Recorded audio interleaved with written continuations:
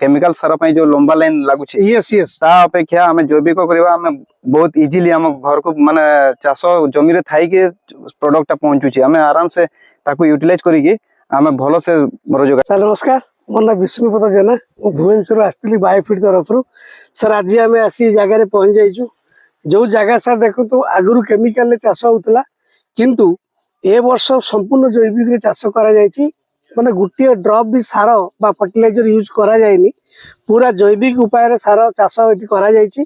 तो आम सीधा सड़क जो चाषी भाई आम चाष कर सहित सीधा कथा हवा परिचय नवा। सर आप नाटा कहूँ।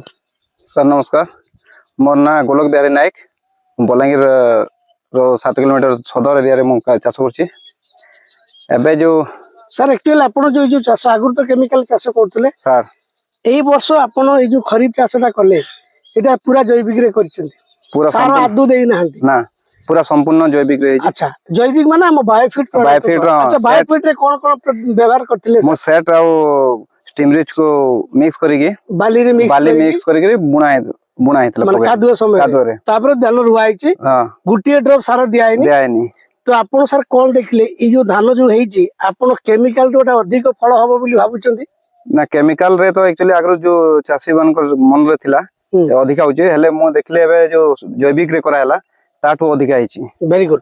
आ सबुट बड़ कतला सर जो मा गछ आ पिले गछ ये संपूर्ण समान धान हेछि समान एवं पेंडा भी हमें देखिया पाउछु सुंदर भाबरे रे पेंडा भी बढ़िछि ना सर? बहुत भलो हिची भलो हिची। आ सबुट इंपोर्टेंट कथा जोटा कि हमें विष न पकेले जो स्टेम्बर मारे धान बहुत पोल हो जाए आ बहुत प्रॉब्लम हुए।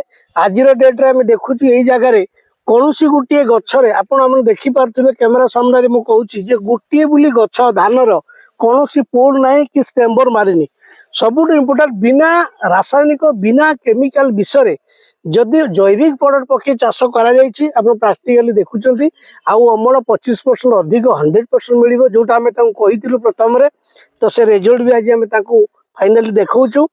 तो सर ये जो जैविक चाष आपण करूचंती ये जैविक चाष पर आपण हम चाषी भाई मानकु कोन संवाद बा वार्ता देबे टिके कोन? हां निश्चित रूप देबी मुई काइना हमर जो जैविक करले हमर देह पई भी ठीक आ हमें अमल भी बहुत भल से होउची आ जो जैविक हमर केमिकल सार रे होतला हमर जमी नष्ट होबा संगे संगे हमर बॉडी भी नष्ट होतला। ता बाहर हमें जेबे देखिबा आगरो जो धान केंडा गुडा होतला एथरे जो क्षीर हे के ता सोखी जाउतला सब धान रहउनतला पुष्टता बहुत भलो पूरा सब गुडा धान भरी के अछि क्षीर भरी के अछि गोटे भी माने पाइबे बहुत कम अल्प मारिबो गोटे रे गोटे बाले बहुत बारि जिवो कोथरे पूरा फुल भी रहउची।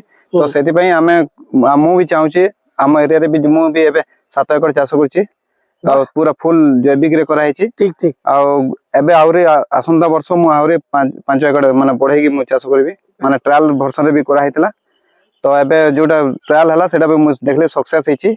तो मु आसंता वर्ष आउरे 5 करियो ता बाहर तमे से एटा ट्रायल प्रपोजल करथिले तो सक्सेस हेछि। हां सक्सेस हेछि। चलो आज हमें चाषी भाई माने को ए कहि परिया सा देखु जैविक उपाय चाष करतु बायोफिट प्रोडक्ट को यूज करंतु आ कम खर्च रे अधिक अमल पांतु देखिबे आपनकर माने फसल हसिबो माटी हसिबो मा माटी के हमें सुस्त करि परिबा तो ई बायोफिट प्रोडक्ट द्वारा।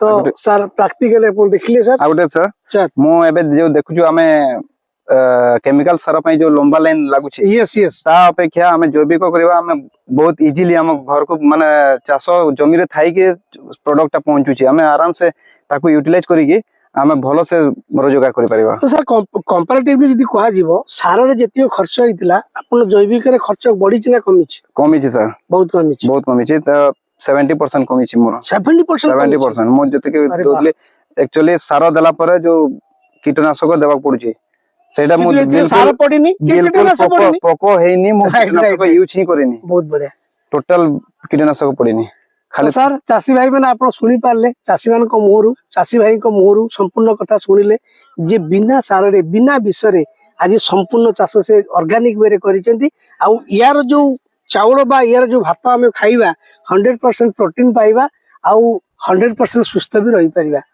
तो एतिके मोर चाषी भाई मान वार्ता थिला। नमस्कार।